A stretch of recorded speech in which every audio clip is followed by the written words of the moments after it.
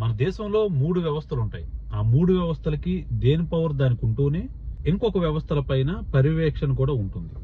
శాసన నిర్మాణ, కార్యనిర్వాహక, న్యాయ వ్యవస్థలు. తమిళనాడులో ఒక 10 బిల్లులు పాస్ చేసే విషయమై గవర్నర్ దగ్గరికి ఫైళ్లు పంపిస్తే గవర్నర్ గారు వచ్చి రాష్ట్రపతికి పంపించారు.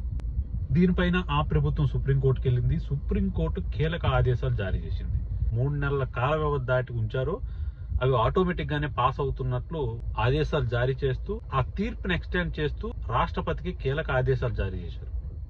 మీ దగ్గరకు వచ్చిన ఫైళ్లు కూడా 3 నెలల్లోని స్పందించాలి, రిజెక్ట్ చేయాలి, లేదంటే వెనక్కి పంపించాలి. అలా చేయకుంటుంటే అది న్యాయ వ్యవస్థ సమీక్షలోకి వస్తుందని చెప్పి కూడా ఆదేశాలు జారీ చేయడం అయింది. ఇది ఒక విధంగా మంచి పరిణామమే.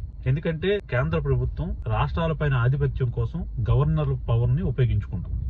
ఒక విధంగా ఈ ఆదేశాలు మంచివే, కానీ ఒక వ్యవస్థలోకి ఇంకొక వ్యవస్థ దూరి అజమాయిషీ చెల్లించడం,